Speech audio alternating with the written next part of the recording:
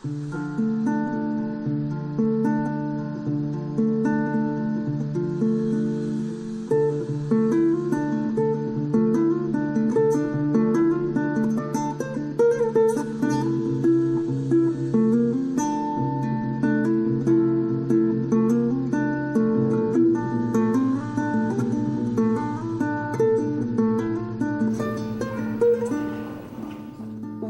have to know what we want to do from a very early age in France.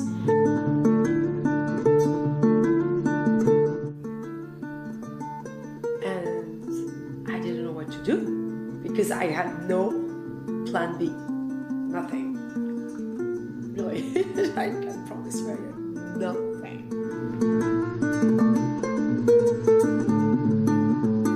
Your husband was supporting you. What about the people around? No, Other not at people? all. No. What were their reactions? Bad. There was, and I don't even know what they said behind my back. I just don't want to know. But their reaction was really bad.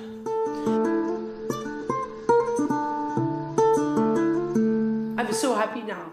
But 1 year ago, it has been so hard. Such a huge amount of work. My sister and I were having lunch with this guy who was the owner of a restaurant, and he offered us champagne and we were talking and everything, and that guy died the same day at the Bataclan in 2015, and that's when I decided that that was enough. We had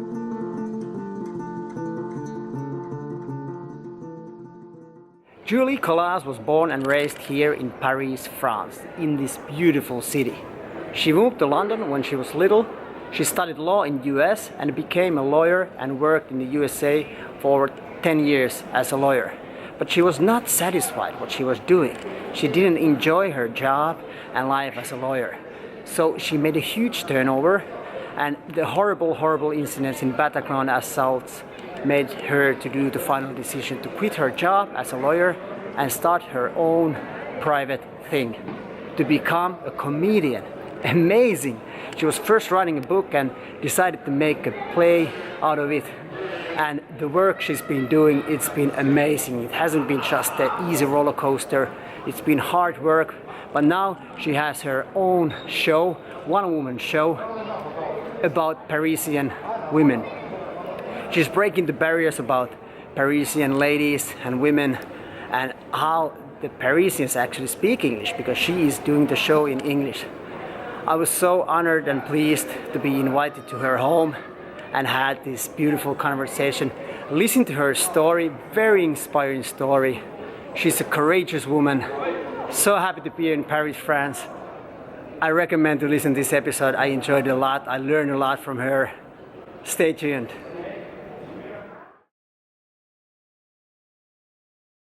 Bienvenue à Surfer of Life. Beautiful, and it means in English, welcome to Surfer of Life. I am your host Tommy, and I'm in Paris. I'm very excited. I'm honored to be here at Julie Collas' apartment. Oh, this is beautiful. It's been an amazing journey. I was trying to reach you a couple of days, but now I'm here, and now I'm going to introduce who you are for the listeners. You are Julie Collas, and you are born and raised here in Paris, France, but you lived in London and studied law in US for 14 years. You worked in the legal department in USA, but then you made a huge turnover. You quit your job and you started a totally new career as an actor, a humorist, a comedian, and you have created your own production company, Dearest Paris Production. Yes. Correct. And now you're living your dream, I suppose. Welcome to Surfer of Life, Julie. Thank you, Tommy. Thank you very much. I'm so happy to be here. Yeah, me too. I'm happy to have you here in my apartment in Paris. It's great. It's beautiful. It's a very nice place. Tell me at the beginning, why should people visit Paris? Why should? Because I can come on. This is the most beautiful city in the world. It's not because I'm Parisian. Okay, it's nothing to do with that. But it's you cannot Paris cannot be compared to anything else in the world. Well, you have Rome, which is beautiful, but it's small. And I guess that's it. Nothing can be compared to Paris. Nothing. I mean, you have to come at least once. Some people wait their whole life to have enough money to come to Paris once, actually. Yeah. I've been here a second time and I've been enjoying it. You're This is lucky. my third day. Yes, I'm very happy, very glad. Nice weather. Of course, a lot of sights, but it's been beautiful. Just short breaks, of course, a little bit of vino, and it's been beautiful. Yeah, I'm sure you had a lot of vino. I mean, you mean wine? Oh, yeah. Yeah, I'm sure you had a lot of wine. Yeah. You have your one-woman show about Parisian women. Yeah. What's so special about Parisian?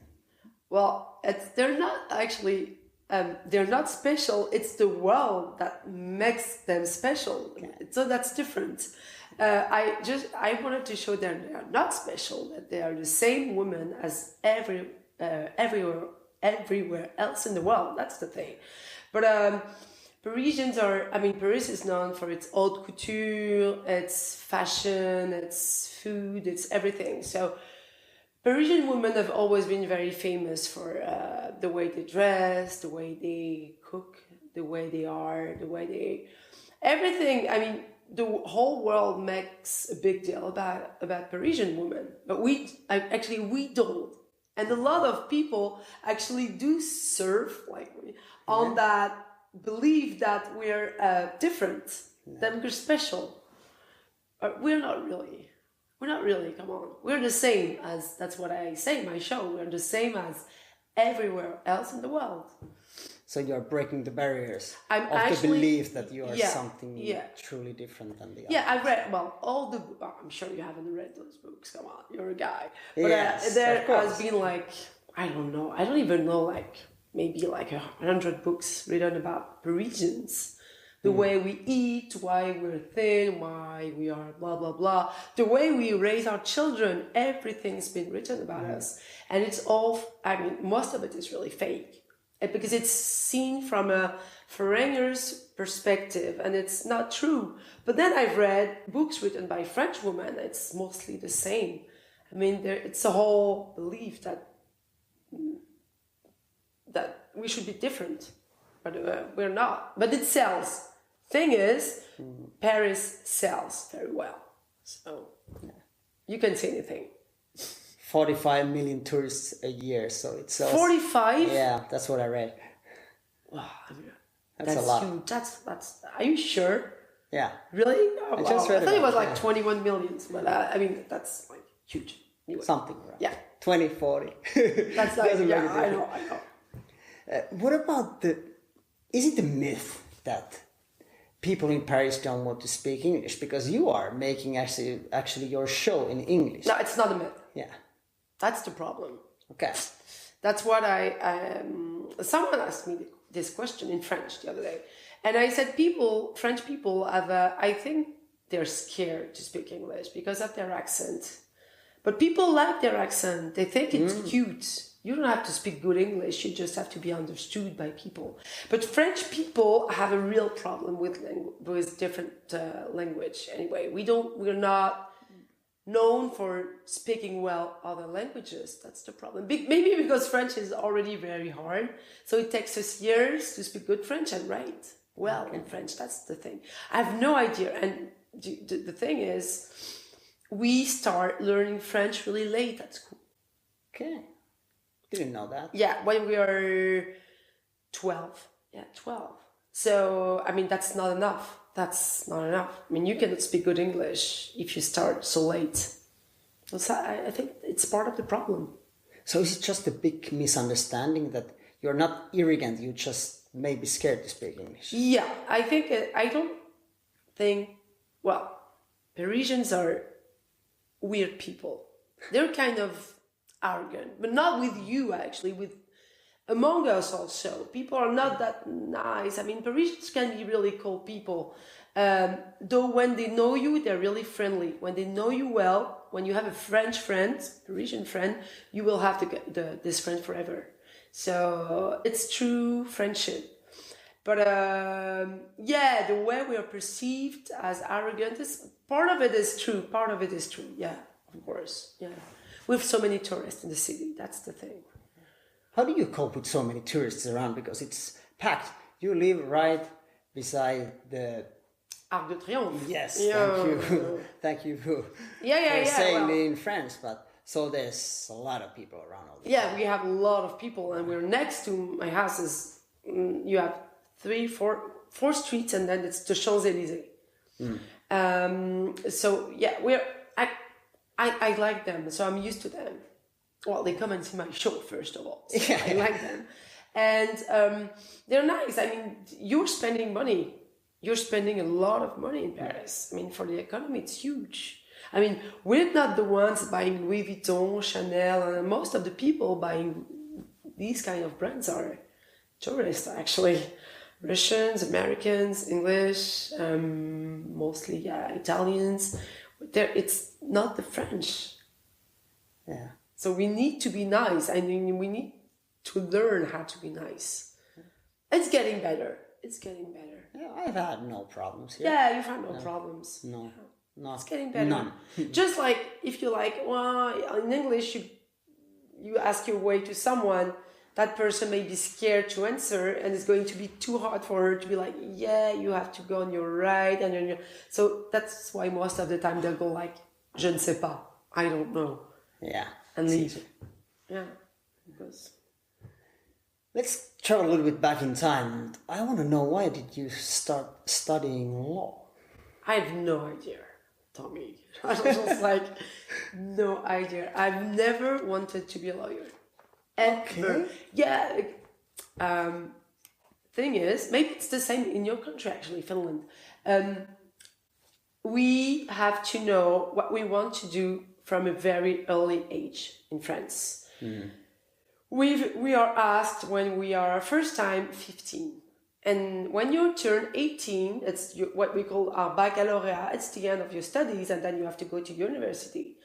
And you don't have college, the 4 years of college, where you can do a lot of different things and choose which one you like the best. You have to choose at once what you're going to do. That's the problem. And when you're 18, you don't know. Really. I mean, this is too young. You don't know. And the other problem in France is once you've studied a thing, there's no way back. You're not going to change. Well, if you study again for like 5-6 years, but once you've started working, it's too late. There's no way you're going to switch to marketing or communication. No one's going to give you your chance. No one. It's a real problem. So if you don't like your job, you're stuck with your job until the end of your life, except if you go back and study, or if you do what I did, you decide to quit and do something totally different. Which is happening a lot right now. I mean, you have a lot of French people now switching careers all the time. I'm not the only one. I mean, it's a good change, though, right? Yeah, sure. Yeah. Well, when you switch from being a lawyer to do what I do now, I mean, it's because, I mean, you couldn't do your job anymore. I mean, do it right. So, yeah. You lived in different places. How was London compared to Paris? I love London. It's my favorite city in the world, with Paris. I mean, London is not as beautiful as Paris. Though for me it's like countryside because it's huge. You have a lot of parks. We miss green areas in Paris. You've seen we don't have a lot of green. Well, you have some parks here. Come on, they're small. And it's packed. And no, London is great, and I love the people there. Much more open-minded, and I like their sense of humor. The British sense of humor is really funny. They're really nice people. I really like them. But I lived in London like a very long time ago. I went to London when I was 9 with my family, and that's where I learned how to speak English. It's really diverse. When you go there, you kind of blend in right away, feel like you're part of the city. That's what, my opinion. I was there this last time in London. Yeah, because I felt like kind of like I'm part of the city because there's so many different cultures around like this. That's you don't feel like a stranger. You don't feel like, and you do a little bit in Paris because it's different. We don't. It's not as international as London, where you have Indian people, a lot of Arabic people, a lot of it's coming from everywhere in the world, which is great. They're used to be mixed all the time, which makes them much more open-minded than the French. Yeah, people won't like me to say that, but it's so true. I mean, I lived there. I know. Yeah. Well, after that, USA. Yeah, no, there's been a lot of, came back to France, studied in France. All right. I don't know. Then I went to the USA to study law again. After my law school in France, I went to the USA. And I went to Chicago to study law. Chicago. Well, the US... Chicago. It's beautiful. Well, if you... I'm not like a sport addict, but when you live there, you just want to go running and you just want to go skating, and because everybody does sports. I mean, like, it's part of their everyday life. It's very different. It's very nice. It's a very windy city, but you have like this huge lake which looks like the sea, and it's very beautiful. The only weird thing are the Americans. I like them, but they're very different. I mean, they are very different from us. I mean, like, we have a hard time understanding each other. We're so, at the time, I was in a really good law school, but people did not travel a lot. They were like, oh my God, you went to Syria? I was like, yeah, oh my God. And there was no war in Syria at that time, like 20 years ago. And they were like, oh my God. And they were asking such stupid questions and I was like, okay, they only know the country, but you have things outside of the US. But the US, I mean, this is such a huge country. It is so big that it's true you don't really need to go somewhere else. So big. I mean, flying from New York to Los Angeles is going to take you, what, 5 hours, I think? So, yeah. But it was nice. I mean, it was nice. I learned how to work really hard. You work for different companies, I suppose. Yeah, I went to New York and worked as a lawyer, and I hated it. Because, you know what we say? There's a saying in English which says that Americans live to work and the French work to live. And this is so true. This is so true. They are workaholics. Okay. They work so much, you don't know. I mean, this is horrible. Horrible. I mean, when you're French, this is such you cannot cope with that amount of work. Okay. Yeah. So it's totally different then. Oh, yeah. How was the lawyer Julie back then compared to now? Well, it's a tough job. I mean, you have to be really focused and really concentrated, and my problem was that I was always dealing with papers, like pieces of papers, like everywhere all the time, and books, and my computer. But you don't have a lot of interaction with people. That's the problem. And I remember saying I miss this human contact, but I've been saying that for like 14 years. I was like, I missed this. And my friends were like, but you have it. You talk to people in your company. I'm like, yeah, at lunch or sometimes during meetings, but they're business meetings.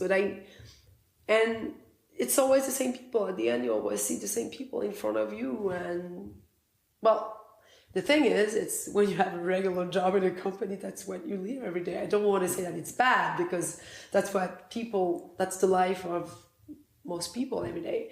But for me, it just became every day more and more difficult to go working and be happy in my work and be happy in my house, in my everyday life. That's the problem. It's when your job becomes so important in your life that the rest doesn't exist anymore, and that you're like, oh my God, I have to go back tomorrow, and I have to do this, and I have to do, and nobody's happy. How important it is to be happy at your work?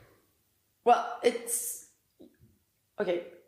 When you have, I don't have a regular job, it's different. But when you have a regular job, meaning from like 8 to 7 at night every day, means it's 10 hours of your life. You have to be happy. You have to find, it's not that you have to be happy, but you have to find some kind of, I would say joy in what you do, or proud. You have to be proud of yourself. If you don't have that, I mean, how can you, life is too short. You have to be happy to see your colleagues, not to go working every day, but to see your colleagues, to interact with people. It has to be a moment of, I would say, not pleasure, but you have to be happy to go to work. At least most of the time. Not like every day, but most of the time. It's very, very important. Now you are a comedian and a performer. How were you back then? You told me you were stuck with the papers and the computer and there was not a lot of interaction. But how were you back then? Were you still were you as a comedian already back then? Yeah. When you were a lawyer? Yeah. I remember I had this trainee. I remember she was called Eva, and one day she said, "Oh my God, Julie, you should just go on stage. You should stop." And a lot of people actually were. I mean, just like, you're an actress, but you're so funny. This is so funny what you're doing. Because I was not a regular employee. I was trying to have fun all the time, make people laugh, do stupid things at work, like such stupid things. I almost got fired 5 times. Yeah, with my boss yelling, yeah, you're fired. I was like, yes. Yeah, because I didn't... Give me an example. Oh my God, I did really bad things. Well, first of all, I had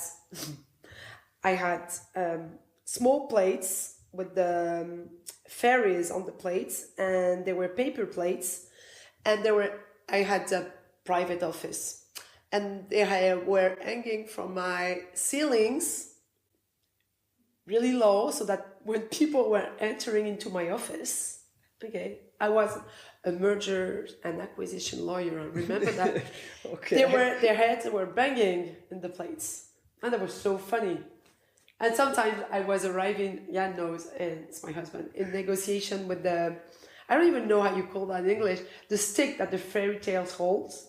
And when she, you know what it is, fairies, they hold like sticks. And there's like a little star. Yeah, I'm sure your little girl has one, sticks. And I had a fairy stick. And when I was not happy, there was a little light. The stick was... And the lawyers were looking like, oh my God, she's so crazy. And the bankers like, who is she? Who is she? And I did a lot of things like this.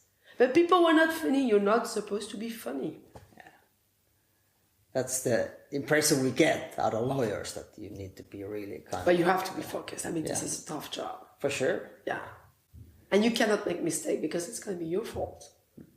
And no one else. What was the point when you decided that this is just enough? This is not my thing. How did that happen? No, I knew it. I've known it since the first day of law school. That's crazy. Yeah, it is. Yeah. But the thing is, I didn't know what to do, because I looked at what I could do. So open a restaurant. Yeah, but this is going to be hard, and you need a lot of money. Selling flowers, no. This is also going to be hard, and I don't really like flowers, so no. And as I was just looking for something to do, and my husband was telling me, Julie, you need to quit and do something else. And we're like, I don't know what to do. And then in 4 or 5 years, a lot of tough things happened in my families and in my professional life with my children, but I won't really talk about that. And then with my president, who just committed suicide one night because of the pressure at work. And we had been together the night before in a meeting. And that was one of the things. And then there was the Bataclan assault, where my sister and I were having lunch with this guy who was the owner of a restaurant. And he offered us champagne, and we were talking and everything. And that guy died the same day at the Bataclan in 2015. And that's when I decided that was enough. We had 140 people killed, my age, plus 400 injured that night. And I remember that on the month that happened on the Friday, on the Monday, I arrived at work, went to my Secretary General, told him that I wanted to see him. On the Wednesday, I told him I want to quit. Yeah. And he said, why? And I said, I can't anymore. I'm just not happy. I just want to do something else. Blah, blah, blah, blah, blah. And we talked. I said, I'm letting you go. I'm letting you go. You need to go. What's the difficult decision, or I don't, you know what? Kind of obvious after that. The thing is, when I did that, I didn't know that I was going to quit. The day I went to work, I didn't know I was going to say that. And when I came out of his office, I was like, oh my God, I just quit. And no one knew about it because I had never talked about it. I just did that on a whim like this. Yeah. Okay, let's quit. And I didn't know what to do because I had no plan B, nothing. Really, I can promise you I had nothing. So I didn't know what to do. The only thing that I knew is that I didn't want to go back to law ever again. Really. Your husband was supporting you. What about the people around? No, other people? not at all. No. What were their reactions? Bad.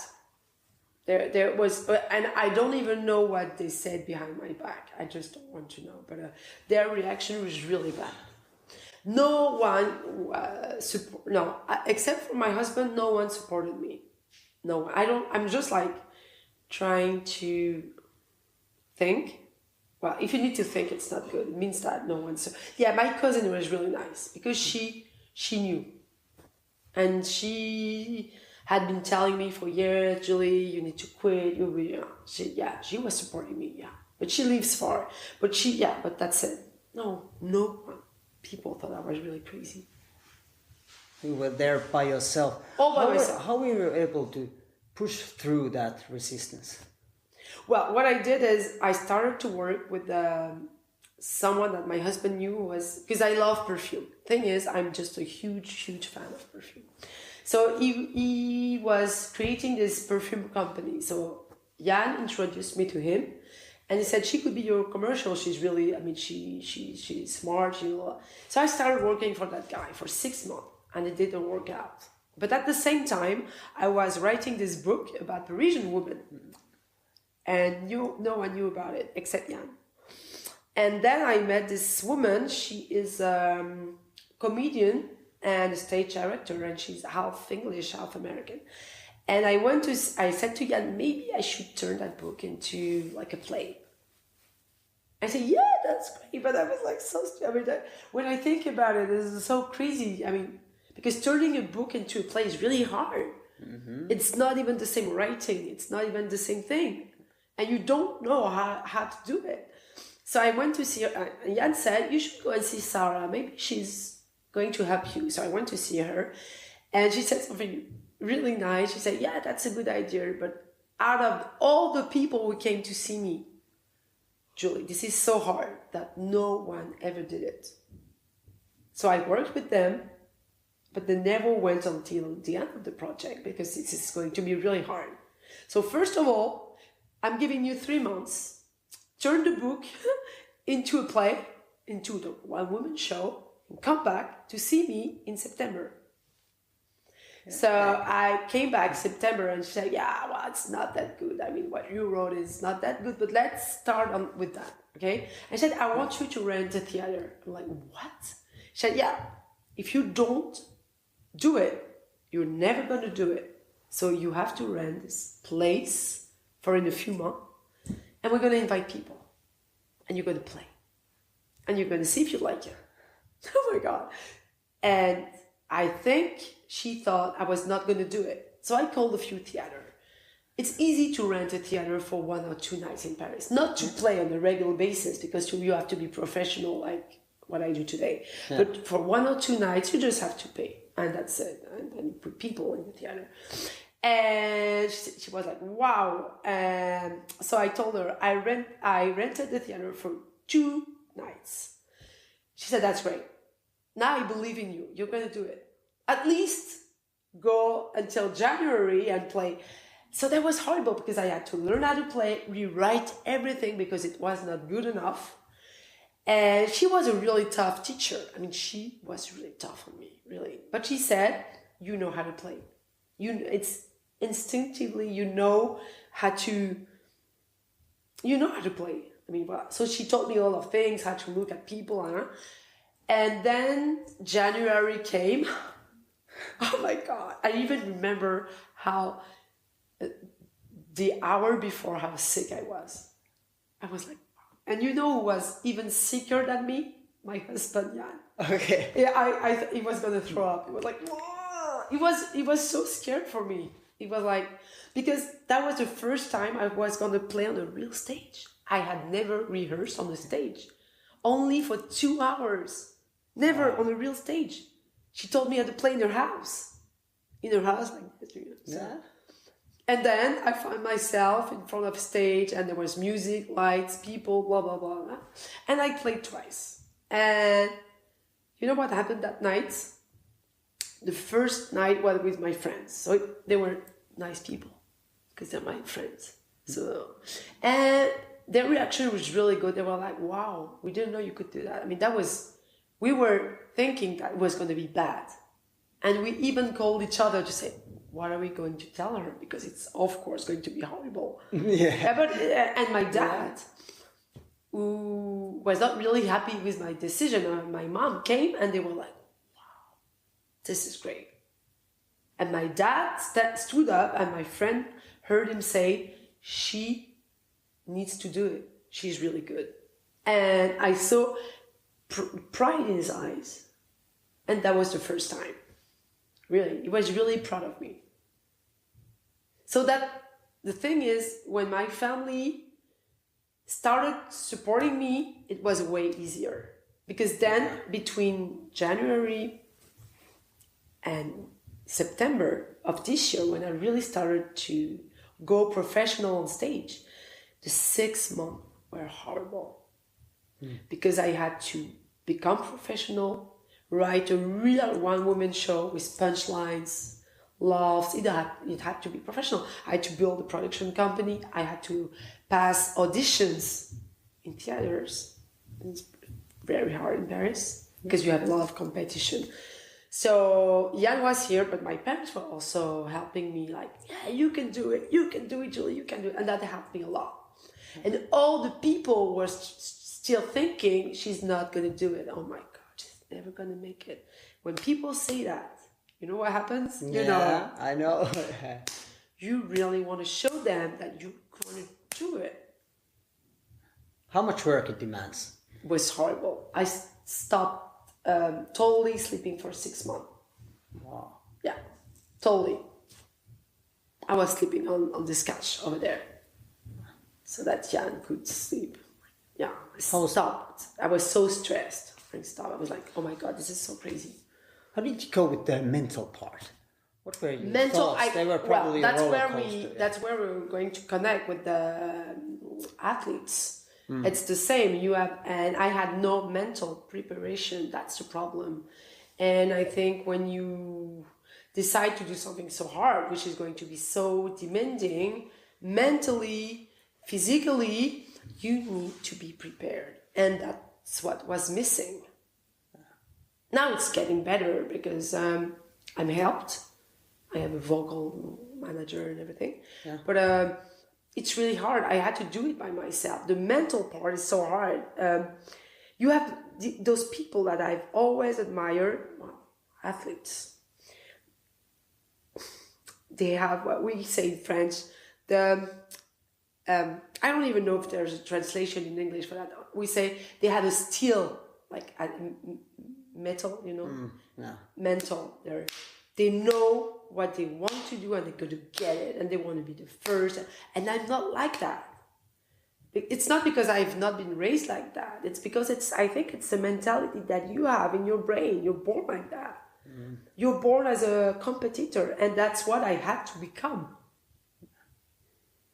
Just to get into good auditions, get into good theater, it was really important. And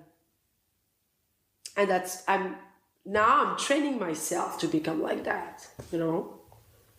But it's really hard. Yeah, this is really hard. How difficult it is to just focus on you and not think about what the other people You can't think. No, you can't. And about their No, you expectations. can't. You can't. That's the problem. I mean, being an actor, comedian, when you're on stage, it's all about what people think of you, the image you give. And the problem is that every week you go back on stage and you give a different image every week. And people, their reaction is different every week. So it's really hard. I mean, what people think of you, for you, is sacred. I mean, if someone tells you, you don't even know the guy. He sees you playing, he's like, God, it was so bad. I hated it. I'm telling you, it's going to take you a week to get over it. And you know what reassured me is that I've heard we have a very famous stand-up comedian in France, which is called Jamel Debbouze. He's really, really famous. And I heard him on the radio like 2 months ago, and it really helped me. I should tell him. He said to the woman, when I hear this woman that I don't even know, and she wrote something about me, so he gave a stupid name like Nana 00.75, huh? And she said, I hated what he did. He's like, blah, blah, blah. It kills me. It kills me. I'm like, I shouldn't even care about what she thinks. I don't know her. She's nobody. She came to see me. She doesn't like it. Okay, that's fine. But it just destroys me. I was like, this guy was so famous. He's got everything. Still thinks that way. So I'm just normal. Yeah. I'm just normal. Because what people think of you, it touches your ego. Of course. It's like telling you, oh my God, not even your shoes. Oh my God, I don't know. It's not true. Oh my God, I hate your hands. They're horrible. See, it's gonna, well, maybe you won't care. Like, any woman would be like, so it's, yeah.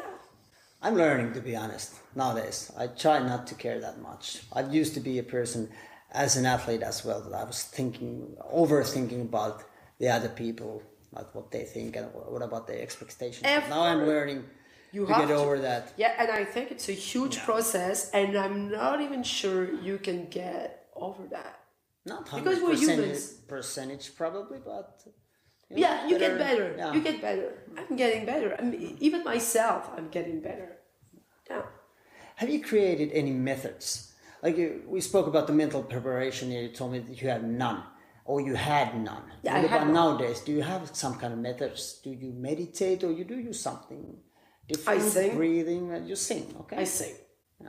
Breathing is good. I used to do it when I stopped sleeping. Learning how to breathe, what I did was actually a doctor, was really good and helped me finding a good sleep again. So that was really important. But I'm not as stressed, which is weird. I'm not stressed. Before I go on stage, I'm not like, I'm just fine, which this is weird. I'm fine. But I sing a lot because I need my voice. See, right now, it's kind of broken, right? Yeah, a little bit. Yeah, because I was on stage last night. Yeah. And the night before, and so my voice needs to it takes me a little time to get it back to normal. But do I? Yeah, I take some time for me. I take some time for me, right? I don't meditate. I go walking a lot. I like to walk. I like to take my bicycle and just not think about anything. The best thing for me would be surfing every day, which I can't because I'm embarrassed. But it's the only sport that I do where it's so hard because it's the hardest sport I've ever. I think it's one of the hardest sport. I think it's really hard. When you're paddling, so hard that you don't think about anything. And when you have to go up, it's so hard again. And you're so concentrated that you don't think about anything. So I try to remember the sensations that I have when I'm surfing. And that helps me a lot, yeah. That's interesting. What about after the show, when you are done, finished, you quit? Adrenaline, what's the feeling? Huge. huge adrenaline. Now it's getting better. Also, September, I couldn't sleep after the show at all. Like 5 in the morning, 6 in the morning, and I was falling asleep. That's better. That's better. I cannot. When you're a comedian, and what I've read about comedians is that they don't go to bed until like late at night, because you need your body to absorb all this adrenaline and everything. So, but I feel drained. I'm tired. But every night I'm at the door of the theater and I talk to everybody. So it takes me a long time, but it also helps me seeing people, seeing their reaction. I think it's a good way to be like, okay, it was fine. They seem happy. It was okay, Julie. You did good. You did okay. You're never happy with what you did, but you're like, it's fine. It's gonna get better. It will get better because you learn. How hard are you on yourself? Oh, you can ask Jan. So hard. I'm like, so hard. I'm too hard on myself because it's your material is you, and the thing is, it's never good enough. So when people, sometimes you're gonna have like a room everybody's gonna love, and sometimes people are gonna be hard. They're gonna love, but not that much. For example, Friday night, the audience was fantastic. Oh my God, it was great. And yesterday night it was okay, but it wasn't that good, right? And it's really hard because in your head, you're on stage, and I do a lot of improv and everything. You're like, what? They're not like, what's happening? What's happening? You're like, yeah, you want to go. So you have to push yourself, and you have to go and get the people with you, and it's really hard. So you're like, okay, let's just go a bit more quick. Because you think, you think I'm not. My brain goes by itself now, so I can speak up. I don't even like, but I'm like, okay, this is not working. Okay, let's improvise. So you have to like get the people to you. It's really hard. Yeah. And then you're not happy. Yeah. What if it doesn't happen? Are you beating yourself up really badly, or are you just learning about it? Are you just understanding? No, I'm not. I'm like, well, I wasn't good, but I'm learning. Like, I've been like since September. It's not the people. Some people came to see me in September, and they came back, and they're like, wow. Yeah. Well, actually, Sarah, the girl who helped me first last year, she came in September. She was like, wow, this is much better. I mean, this has nothing to do with September. Because now on stage, I'm like, it's easy for me now. It's easy, but I still learn a lot of things. When I improvise for example, you can say, where are you from? And you say, Finland. I have to be able to, my head I have to have a joke prepared for you because you're from Finland. So there's a lot of different things that I have to learn. 6 months ago, I wasn't able to improvise at all. I had to do my text, and that's it. Improvisation, and I was losing everything else. I couldn't remember the rest of my text. I was like, oh my God, it was really bad. Now it's getting better and better and better. But it's like everything else. When you start learning something, when you learn how to read, well, it's the same thing. What about during the show, on the stage? How do you stay focused? Because you told me that you're just thinking about stuff all the time. Is that thinking about stuff all the time. Keeps you focused, or do you lose your attention? No, you never lose your attention. But you look at people, and an audience is like a moving material. It's like a living material. You don't see people. You see first row, but you feel them. It's black, but you feel people. You feel their reaction, and you feel it's like electricity. I don't even know how to describe that. It's like they're giving you something all the time at every word that you say. So on stage, you have to be focused at their reactions, your own reactions. Not forget your text. It happens a lot. That's horrible when it happens. It doesn't happen anymore, really. Well, yeah, 2 weeks ago it did. People don't see it because it's not Shakespeare, right? But problem is that you cannot panic. You cannot panic. You have to stay focused. Okay, you're like, I don't know what I have to say right now. So let's find something to say until it comes back. It's gonna come back. Stay. It's gonna come back. And it always comes back. But Just stay calm. stay calm. Don't panic. It's the worst for a comedian. It's what we call in French the black hole. I don't know how you say that. Okay. There must be an expression in English. You don't. Your brains shuts down. Blackout. Yeah, it's a blackout. Exactly, blackout. Your brain shuts down. Over. You don't know. But you recover. But you recover. And people who know you well, Jan, my husband, is there every Friday, every Saturday. And he knows when I have a blackout. He sees it. He knows. He's like, oh my God, she's having a problem right now. But he knows. People don't see it. People don't see it. They never saw it. But it's like, you don't feel well. When it happens, you're like, it has to come back. And it takes time. But the impro now saves me. And I don't have blackouts anymore. Not big one. I might like miss something, but I don't even, like 2 minutes after, I'm like, yeah, missed that. Yeah, okay, yeah. But it's in my head. And it's okay, yeah. And I think a lot of things, I look at people, I'm like, his shoes, wow, different. And sometimes I talk to people like, oh my God, you have to come on stage. Like Friday night, I had this American guy, he was so cool, from Tennessee, and he had, this is not Parisian at all, he had white socks with the small hearts, I think, on them, and sandals, leather sandals. Yeah. I know the style. I said, oh my God, you have to come. People have to see that. You're my hero. I mean, you're gonna do my night. Oh my God! So he came on stage and we did a lot of improv and everything. So yeah.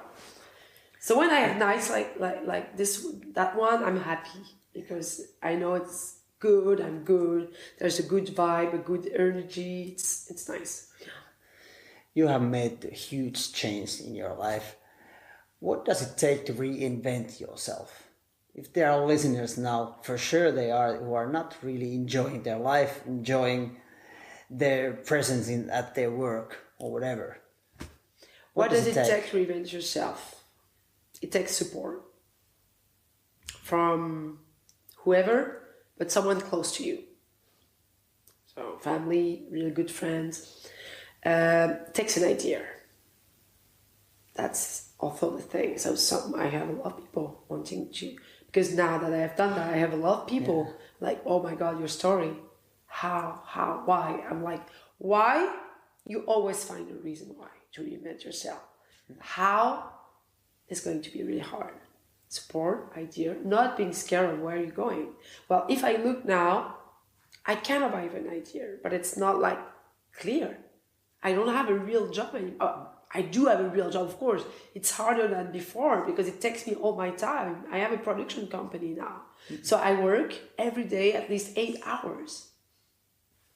And so it takes that. It takes not being scared of losing your some people. Maybe happens because you change and people don't change with you. And they do not see you the same way as before. So you're going to lose people. But you're going to find new ones also. And don't think too much ahead. That's what I think. Because if you think too much ahead, it's going to be too scary. Because you don't know where you're going until you're somewhere. But when do you know when you're somewhere? I know when I'll be somewhere. Because I kind of know where I want to go. But will I get there? I have no idea. I'll do my best to get there. I kind of know how I want to get there, but it's going to take time. It's going to take time. It's going to take a lot of energy. And the thing is, don't be scared. And that's going to be very capitalistic to say that, but money is important. So, because you're losing a lot of your revenues. I used to have good salary. Mm-hmm. And it's not really the case anymore. So if you're afraid of that, you're never going to do anything. That's a real problem. I mean, money is a problem, of course. If you're scared of losing your way of life, you're never going to do it. But what you gain in return is so much better. You learn, and I've learned a lot about myself. I still do learn a lot about myself. You learn about people. There's some people you've always thought that they were nice or they were not nice, and then you realize that those that you thought were nice are not nice, and the contrary. You meet new people. It's a great adventure. A lot of people will support you also, because once you've done all that, they kind of admire what you did, actually. And when you have children like you and me, they are really proud. They are so proud. I've never seen them. I mean, the big one, this small one is only like 5. It's going to turn 6, so it's too small. But the big one is so proud. And sometimes when he sees me like, wow, you're not happy? My mama is going, he's like, have you seen what you've done, mommy? This is so good. I'm so proud of you. Come on, you're going to do it. You're going to make it. And it takes courage. And sometimes you don't you cannot have courage every day. Sometimes you just it's too hard. Like I have times right now, I'm like, oh my God, this is going to be so hard. How important it is to stay in the present moment. You already mentioned about not focus too much on the future, but also the past. Should we just try to more focus on the present moment and not think about the past, the future that much? Because if I think about the past, I'm like, I should have started like 10 years ago. But no, because I had no idea I was going to do this. So I have no regrets. It's not like I've always wanted to be a comedian, ever. So I don't look, the past, you know what, helps me a lot. Because with my company, it helps me a lot. I mean, having been a lawyer for so many years helps me a lot with what I do today. Papers, contracts, a lot of things. So so that's fine. No regrets. And you have to focus. That's what Jan says all the time. Focus on what you're doing today. Tomorrow is tomorrow. Just like one little step at a time, because it's like an athlete. I mean, it's so difficult to become good or at what you do. It takes time. It takes a lot of time. So I'm just trying to. Every day is a new day. I have things to do. I have my to-do lists, the things, and trying to focus on the present. Yeah. Your story is just it's so inspirational. It's fascinating that you really made a huge difference in your life. Because you know what? Because I think I made it. Yeah, what people have told me a lot is exactly what you said. How did you make it happen? And I said I did one step at a time. If today I was to do it again, no, I wouldn't do it. I'm so happy now, but 1 year ago, it has been so hard, such a huge amount of work. I wouldn't do it again, and I'm pretty sure all the people who just do something new, build a company or whatever, would say the same thing. So hard. It is really hard. So one day by one day, and that's it. That's it. Just like, and maybe if we see each other again in 1 year, I'll be like, oh my God, last year was so hard. You remember when you saw me, it was so hard. And, yeah. You told me there was a lot of work to do at the lawyer's department. But now when I listen to you, it demands tons of work. It's tons to of be work. A comedian. So that hasn't really changed. But are you happy where you are? Yeah, I'm happy. Right now I'm the marketing manager, communication manager, PR manager. I even learned how to use a computer, like doing a lot of things. I do my own press release. I manage my Instagram account. I had no Instagram account before and no Facebook. I was not even interested by that. Yeah. So yeah, it's a lot of work, because I try to make myself known throughout the world. It's not only in Paris. It has to be, when people come to Paris, they have to be like, oh yeah, Julie, we have to see her. She's gonna show in English, blah blah blah blah. So it's a lot of work. It's huge work.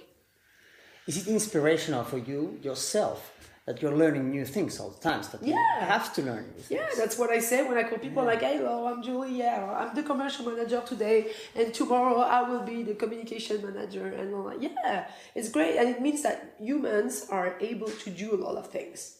I'm not saying that I could walk on the moon, of course, but that we're able to do so many things. We're smart. I mean, that's why we're different from animals. We're really smart. So if we want to, we can do a lot of things. It's not even, no, it's hard, but we can do it. We can all change our life, of course. So many people do. So many people do.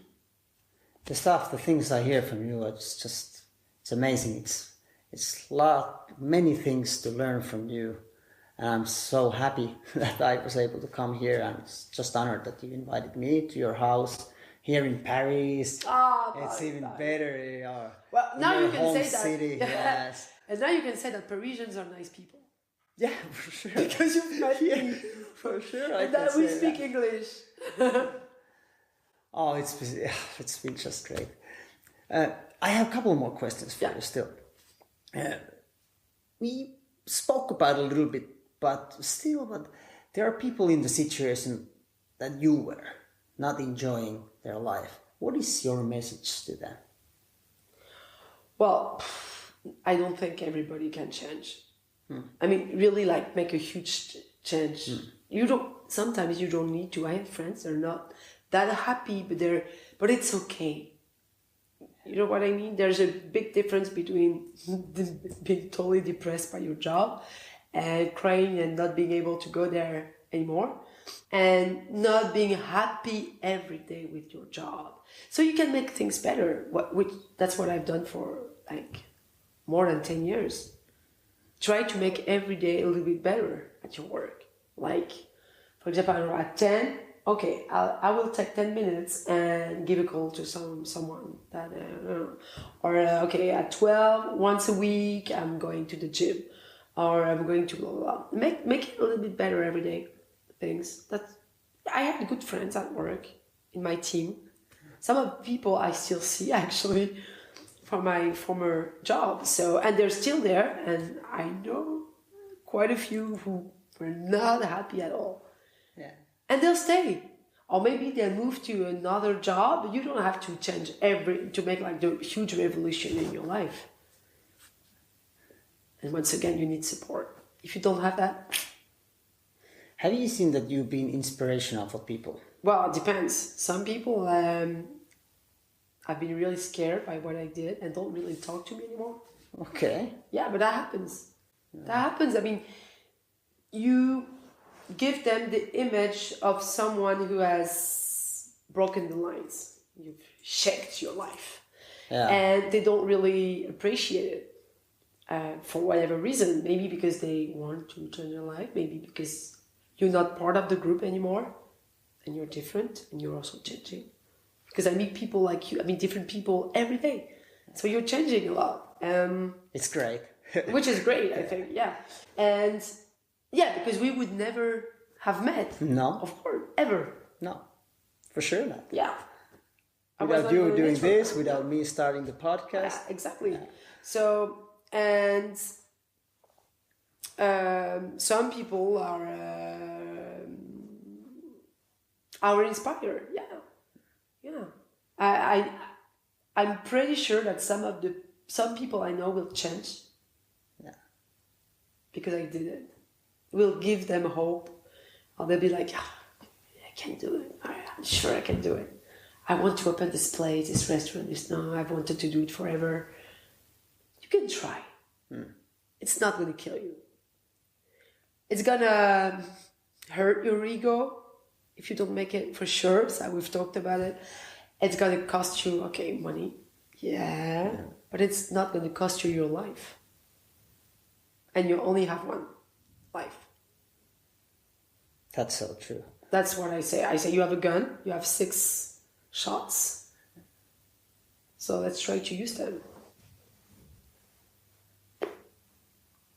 If you would now get this magic phone and you could call yourself 20 years back, what would you tell Julie back then, 20 years ago? I would tell her, don't go to law school. But maybe it was a good thing. Maybe I wasn't ready. And I think if I had told my mom and dad, oh, I'm going to be an actress, they would have said no, for sure. But maybe, I don't know, I would tell her, don't go to law school, for sure. That was a really bad idea. That was a really bad idea. Yeah, choose something you like more. Like journalist, or communication, or more interaction with people. Yeah, for sure. That's what I tell her. I would tell her, so don't worry too much. It's going to change if you help yourself. The problem is that you have to help yourself. And it's hard. Help yourself. What makes you feel down? Down? Oh, well, if I think that's what we said about the future, sometimes like, never gonna make it. There's still so much work. And also when I call people for it, because I also call big OTAs, tour operators in different countries, but they don't know about me yet. Some do, some don't. I'm like, no.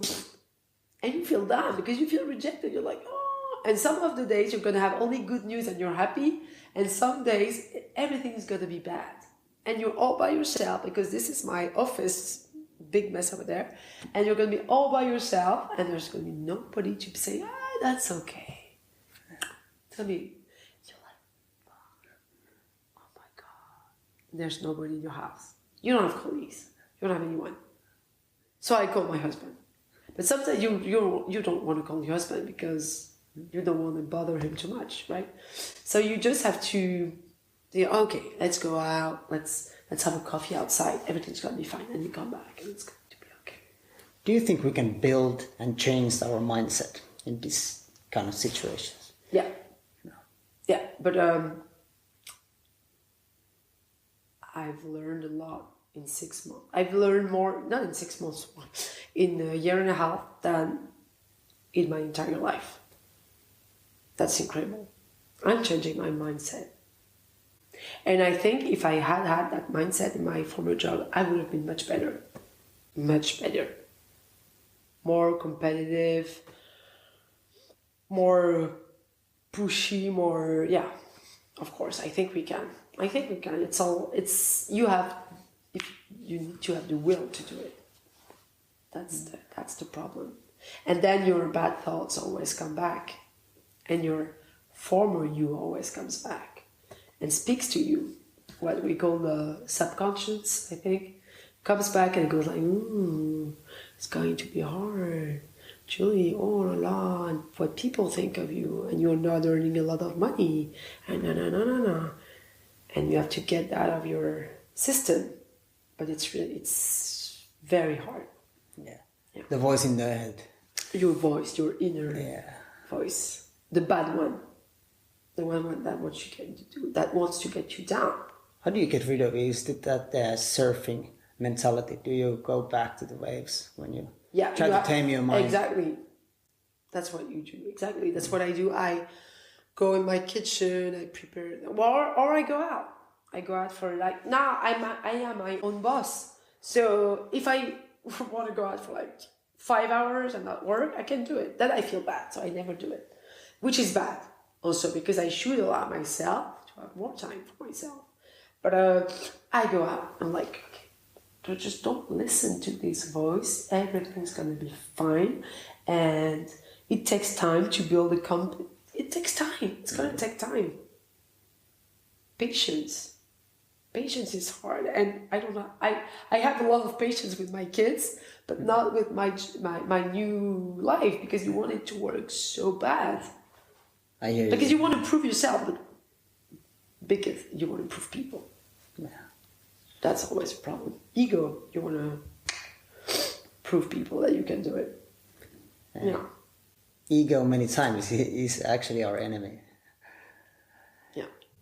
Final question. I always ask this because I like life. I enjoy life, of course, occasionally not. And as you said, struggling many times and trying to build myself. But I think we need to be happy as well. So what makes you happy? Oh, what makes me happy? Well, small things during the day. Now, what I've decided to do is find 5 things during the day that make me happy. Well, one is always see my children because it's fun. They're fun. Looking at Paris, going out and walking in Paris is great. Sometimes when I don't even go out, I just look at the light, the sun, the blue sky, and I like it very much. Small things, just really small things. You can be happy every day, but we should be happy to live. And not to be living in the country at war or anything. We're very lucky. We're very lucky. So that should be enough. But we're human beings, so it's not enough. It's never enough. It's not because you have everything or all money. When you see actors and they're all alcoholics, the famous ones, and they are depressive, people are not happy. So what makes you really happy? If you have everything, fame, money, and you're still not happy. So you know what I think? I think it's only here. And my husband, I'm not like that. I'm not happy all the time. I'm kind of, I would say, half optimistic, half pessimistic. He's more optimistic. And he's like, it's in your head. And he's right. It's only your mindset. So some people are born really happy. And I believe in this. Some people are, something is always going to be wrong, right? But we can force ourselves to be happy. Yeah. We can truly change our mindset. I believe so. Yeah. And meeting you tonight made me happy. The day I spent today, the weather was great. I had a great time. We went to a great place. Made me really happy. So that's a lot. The whole day was a happy day. That's beautiful. Yeah. Thank you so much. Thank you, Tommy. That was great. Yeah, thank you. That was great. Talking to you was great, really.